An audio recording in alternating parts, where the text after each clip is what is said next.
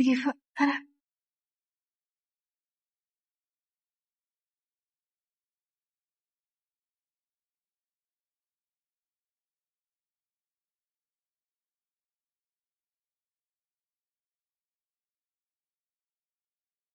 Ano 'to? Ayan yung report natin mamaya, ha. Tsaka eto, hoy! Ano ba, nakikinig ka ba? Tulo laway, Naku, tulala ka na naman diyan sa bagong office mate natin, Naku, Angelica. Grabe, ang gwapo niya talaga. Alam mo, nung nakita ko pa lang sa kanya, love at first sight ako. Siya na yung magiging dream boy ko. Ay, oo Ay naku, Angelica, hindi na talaga ako magtataka kung bakit ka tatandang dalaga. Napaka-ambisyosa mo kasi. Nangangarap ka na nga lang ng lalaki yung hindi mo pa kayang abutin. Ikaw na naman yung mahilig sa pangit.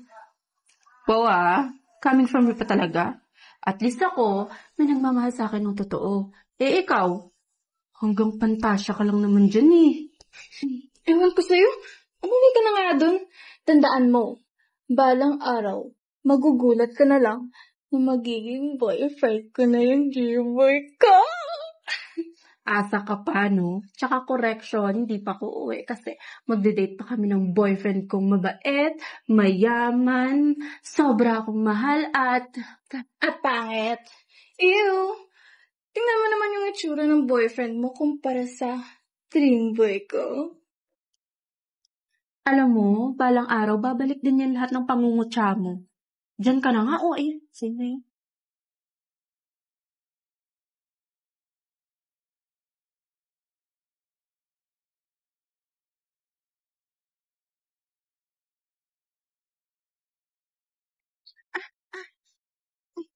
Sorry. Okay ka lang?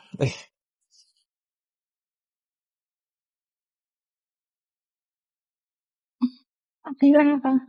Thank you.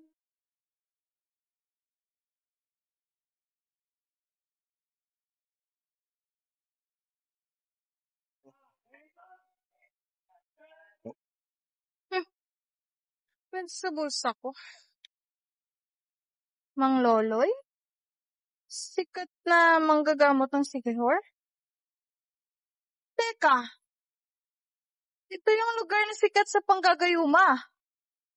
Is this a sign? Shit, bahala na.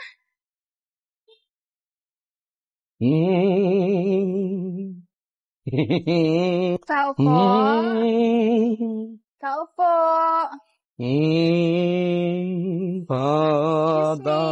Excuse me po. Magandang hapon. Ikaw po ba si Mang Loloy? Oo, ako nga. Ako nga si Mang Lolo, iha.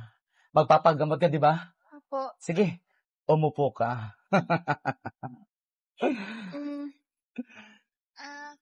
Mang Loloy, may nakita po kasi akong papel sa bulsa ko. Nakasulat po yung pangalan ninyo.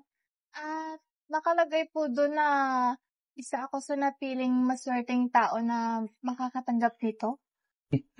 Oo, iha. Tama ka dyan. Isa ka sa maswerteng nagantipalaan ng aking kakayahan. Alam mo ba, mga ninuno ko pa ang naghahatid niyan sa mga taong matindi ang pangangailangan na katulad mo. Talaga po? Kung ganun po, maraming salamat po. Kayo na po siguro ang sagot sa mga dasal ko. Ano bang gamot ang hinahanap mo? Marami akong gamot na nagtataglay ng iba't ibang mahika. Mang Loloy, may gusto po kasi akong lalaki. Yung gamot niyo po ba, totoo? Like, legit na epektibo talaga? Oo naman, iha. Sa katunayan nga, ito ang binabalik-balikan ng mga babae sa akin. At nagkakatuluyan sila dito. Sige po, Mang Loloy. Bibili po ako niyan. Magkano po ba yan? 3,000. 3 patak sa isang linggong sarap. Pero kung bibili ka ulit, bibigyan kita ng malaking discount. Bakit po kailangan bumili ulit? Siyempre, 3 patak. Isang araw na kaligayahan. Huwag kang mag-alala. Ang isang bote na to ay 1 linggong sarap mo na. Mang Loloy, wala na po bang tawad yan? Masyadong mahal eh.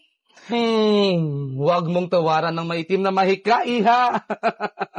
Kung ayaw mo, sige, huwag na. Ay, hindi po. Sige po. Kukunin ko na po. Ito po yung bayad oh. Ilagay nyo na lang dyan sa mesa, iha. At ito, ang buti para sa'yo. Ang badak mo lang, muning Angelica.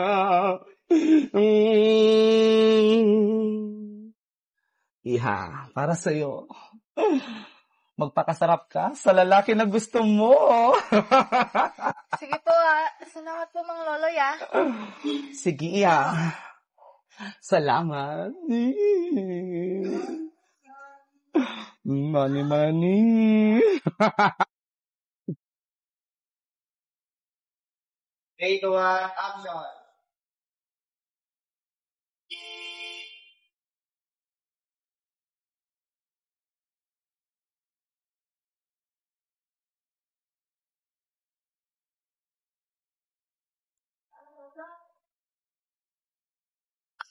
Sana effective to.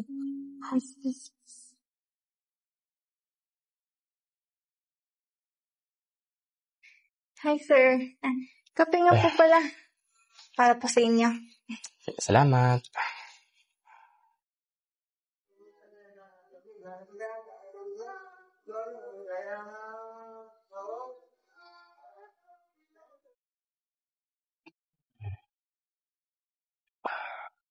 Sarap.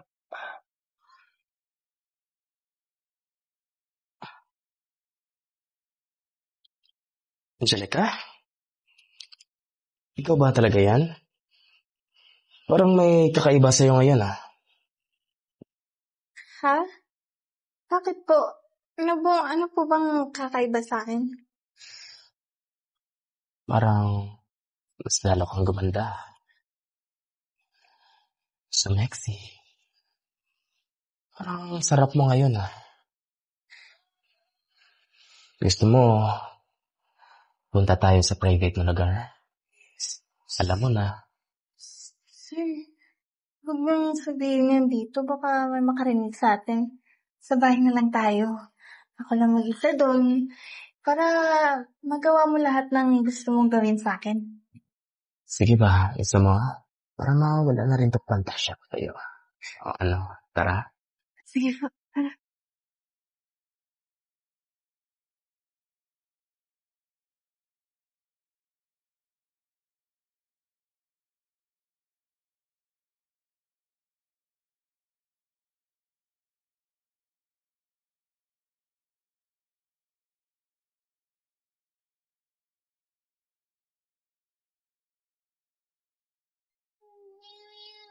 Shit! Tapos na pala yung gayuma ko.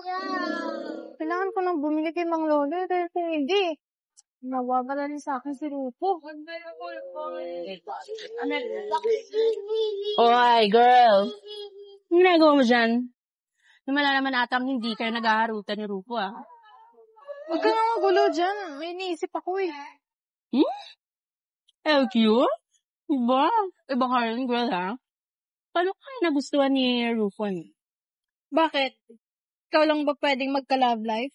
Hoy, tandaan mo, napapangit ang tulab. Ay, parang iba ka ata ngayon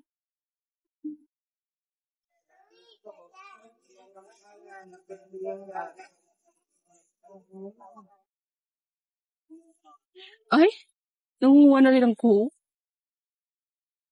Ay, sandali lang po. Saan po kayo pupunta? Mukhang nagmamadali po kayo Kasi, nagpadala kasi ng misa yung mga ninuno namin na kailangan na daw namin lumisan at saka lumatak sa ibang lugar. Ganun po ba?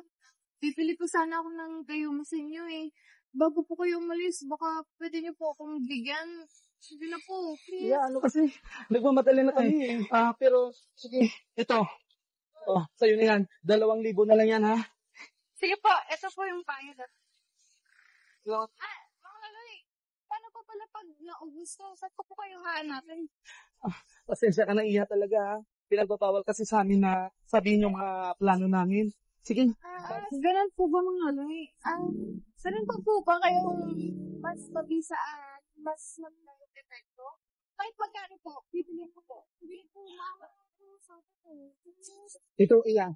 10 buti yan, ha? Pag sabihin mo yung apak niya, pagiging sa'yo na yung lalaki habang buhay. 10,000 na lang yan. Talaga po? Sige po, ito po yung bayad ko po.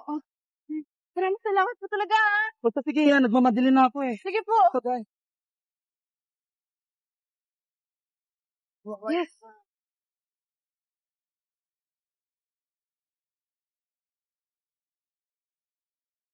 Mrs. Nakita mo ba si Sir Rufo? Pumasok ba siya ngayon? Ha? Halate, hindi mo ba alam? Bakit? Anong ibig mong sabihin? Naku sis, alam mo ba? Pinaghahanap na ngayon si Rufo ng mga pulis. Ha? Bakit? Anong ginawa niya? Alam mo, si Rufo isa siyang scammer. Manloloko, magnanakaw, as in, scammer. Ano? Anong pinagsasabi mo? Baka sinisiraan mo lang siya. Hindi pwede mangyari to. Ay naku, hindi mo ba alam na modus daw nila ni Mang Loloy ang mangloko ng mga kababaihan? Tsaka alam mo ba, nagbebenta sila ng peking gayuma para sa mga babaeng bibiktimahin ni Rufo na patay sa kanya. Sa bagay, gwapo rin naman si Rufo. Hindi naman natin mapagkakailan na kahit sinong babae na makakakita sa kanya, mahuhumaling talaga sa kapugian ng lalaking yun. Pucha. Napasok ko pa naman siya sa bahay ko at nagpagalaw pa ako. Tapos hindi pala yung totoo. Halate, bobong puta. Tanga, huwag mong sabihin na biktima ka rin. Oo. Inubos nila lahat ng pera ko. Sa katunayan nga, bumili pa ako sa kanya kanina ng madaming gayuma kasi sabi niya, lilipat na daw siya ng pwesto niya. Teka. Di ba ang sabi mo, alam niya kung saan ang bahay mo? Binigay mo ba yung susi? May susi ba siya?